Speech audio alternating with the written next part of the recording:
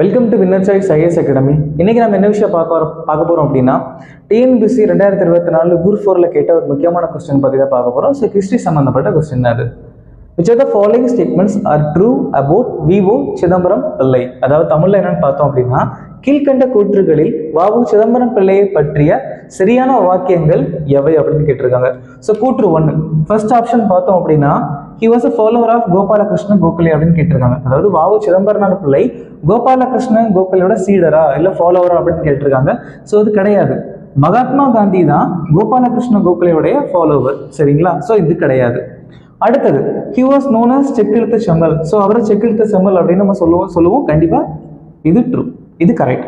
மூணாவது விஷயம், he founded the servants of India society. அதாவது இந்திய பணியாளர் சங்கத்தை தோற்றுவித்தார். இது தோற்றுவிச்சது யார் அப்படின்னா கோபாலகிருஷ்ண கோகலே தான். ஸோ இது கிடையாது. he was a lawyer. Correct, அவர் லா முடிச்சிருக்காரு, லாயர். ஸோ ஆப்ஷன் 2 and 4 தான் கரெக்ட். இப்போ வ.உ. சிதம்பரம் பிள்ளையை பத்தி ஒரு சில முக்கியமான விஷயங்கள் பார்க்கலாம். 1905 பார்ட்டிஷன் ஆஃப் பெங்கால். 1905ஆம் ஆண்டு பெங்காலின் பிளவு அப்படிங்கிற கான்செப்ட் இந்தியாவில் நடக்குது. அதனால அவர் என்ன பண்றாரு, அந்த டைம்ல அவர் பாலிடிக்ஸ்ல இங்க இருக்கக்கூடிய பிரச்சனைகளை சந்திக்கிறார். 1906ஆம் ஆண்டு சுதேசி ஸ்டீம் நேவிகேஷன் கம்பெனி அப்படிங்கிற ஒரு கம்பெனி அறிமுகப்படுத்துறாரு, ஒரு கப்பல் கம்பெனி அறிமுகப்படுத்துறாரு. என்ன அப்படின்னா, எதுக்காக அதை அறிமுகப்படுத்துறாரு அப்படின்னா ஒரு கான்செப்ட் இருக்கு. அந்த 1906க்கு முன்னாடி இந்தியர்கள் யாராச்சும் வேற நாடு, ஃபார் எக்ஸாம்பிள் முக்கியமா ஸ்ரீலங்கா, இலங்கை நாட்டுக்கு போய் வணிகம் பண்ணணும் அப்படின்னா அது முடியாது. ஏன்னா ஆங்கிலேயர்கள் நிறைய பிரச்சனைகள் வச்சிருந்தாங்க. இந்திய பொருட்களுக்கு பெருசா மதிப்பு கொடுக்க மாட்டாங்க, அதை கப்பல்களை ஏற்ற மாட்டாங்க. ஸோ இது ஒரு காரணமா வச்சு நம்ம வ.உ. சிதம்பரம் பிள்ளை என்ன பண்ணாரு, இந்தியாவிலேயே நம்ம ஒரு கப்பல் கம்பெனி உருவாக்கலாம் அப்படின்னு சொல்லி ஆரம்பிக்கிறாரு 1906ஆம் ஆண்டு. அந்த கம்பெனியோட பேர் சுதேசி ஸ்டீம் நேவிகேஷன் கம்பெனி. ஸோ 10 லட்ச ரூபாய் முதலீடு, 10 லட்ச ரூபாய் முதலீடு போட்டு அந்த கப்பல் கம்பெனி ஆரம்பிக்கிறாரு. ஸோ அவருடைய முதல் 2 கப்பல் SS காலியா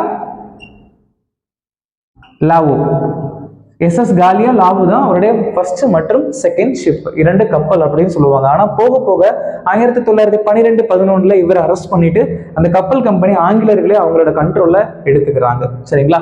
இவர் நிறைய இன்ஸ்டிடியூஷன் கொண்டு வந்திருக்காங்க. முக்கியமா வந்துட்டு தேசாபிமான சங்கம், தர்ம சங்கா நெசவு, தேசாபிமான சங்கம், தர்ம சங்கா நெசவு சபா அப்படிங்கிற சபா அறிமுகப்படுத்தியிருக்காங்க. அது மட்டும் இல்லாம முக்கியமா ஒண்ணு கேட்டீங்கன்னா சுதேசி பிராச்சார் சபா அப்படிங்கிற ஒரு 3 இன்ஸ்டிடியூஷன் கொண்டு வந்திருக்காங்க. ஸோ முக்கியமான 2 புக் எழுதியிருக்காங்க. ஒன்னு மெய்யாரம், மெய் அறிவு அப்படிங்கிற 2 புத்தகங்கள் எழுதியிருக்காங்க நம்ம வ.உ. சிதம்பரனார் பிள்ளை. சரிங்களா?